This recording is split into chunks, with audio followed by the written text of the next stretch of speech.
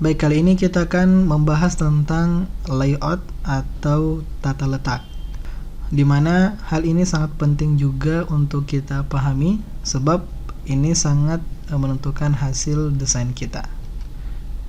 Nah, kita masuk ke pengertian layout atau tata letak.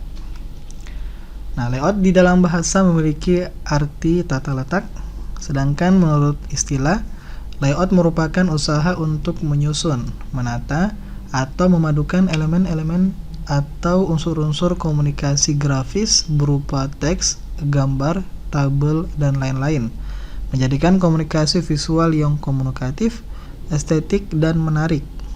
Di sini diperlukan pertimbangan ketika sedang mendesain suatu informasi yang seefektif mungkin. Nah, tujuan utama layout itu sendiri adalah menampilkan elemen gambar dan teks agar menjadi komunikatif dalam sebuah cara yang dapat memudahkan pembaca menerima informasi yang kita sampaikan. Nah, itu pengertian singkat tentang layout atau tata letak. Kita ke slide selanjutnya. Kita bahas prinsip-prinsip yang berhubungan dengan layout. Nah, pertama, kesederhanaan. Nah, prinsip ini berhubungan dengan kemampuan daya tangkap rata-rata manusia di dalam menerima informasi. Secara insting, manusia menginginkan kesederhanaan dalam menerima informasi. Namun, dalam penyederhanaan juga harus memperhatikan segmen kepada siapa informasi itu akan kita sampaikan.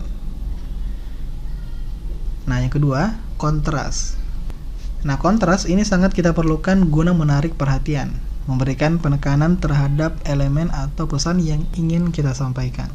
Nah, berikut ada tips yang dapat menarik perhatian terhadap pesan yang akan kita sampaikan, yaitu menggunakan style bold dan italic pada body text, memilihkan huruf display yang lebih atraktif, gunakan kontras warna, ada tekstur dalam latar belakang, serta memperbesar bagian tertentu yang ingin kita tonjolkan.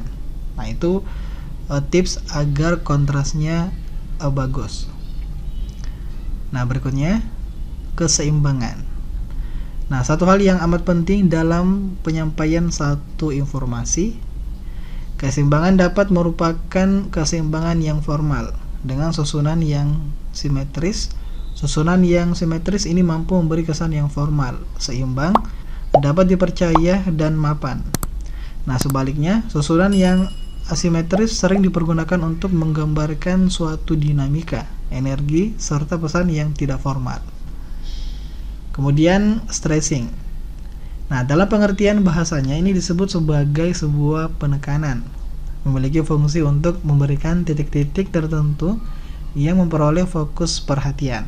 Stressing lebih mengarah kepada titik perhatian atau eye-catching dalam suatu publikasi. Nah, pada sebuah karya grafis memungkinkan adanya lebih dari satu stressing. Namun, harus dibedakan mana yang dijadikan fokus utama agar tidak mengesankan berebut perhatian yang akhirnya membuat pesan di dalamnya menjadi tidak efektif. Nah, berikutnya, keharmonisan. Iya, ternyata dalam desain juga butuh keharmonisan, bukan hanya dalam rumah tangga saja. Nah, maksud dari harmoni di sini ialah memiliki keselarasan antara satu elemen dengan elemen grafis yang lain. Nah, harmoni dapat diwujudkan dalam dua bentuk, yaitu harmoni dari segi bentuk. Maksudnya, harmoni yang dilihat dari bentuk ialah di mana adanya keserasian dalam penempatan elemen grafis. Hal itu dapat dilihat dari segi bentuk dan ukurannya, apakah itu kartu nama, stiker, poster, dan sebagainya. Pemilihan bentuk huruf juga memiliki peranan yang sangat penting sebagaimana untuk tujuan apa desain itu dibuat. Selanjutnya, harmoni dari segi warna. Nah, warna memiliki pengaruh yang amat besar karena tiap-tiap warna itu memiliki sifatnya masing-masing. Ya, seperti merah yang pernah kita bahas ya, merah yang memiliki arti berani, biru yang memiliki kesan tenang, dan lain sebagainya. Lihat kembali tujuan dari desain yang kita buat. Karena ketetapan dalam memilih warna ini dapat membuat informasi yang di dalamnya menjadi lebih efektif. Nah, itulah kelima prinsip dasar untuk layout atau tata letak.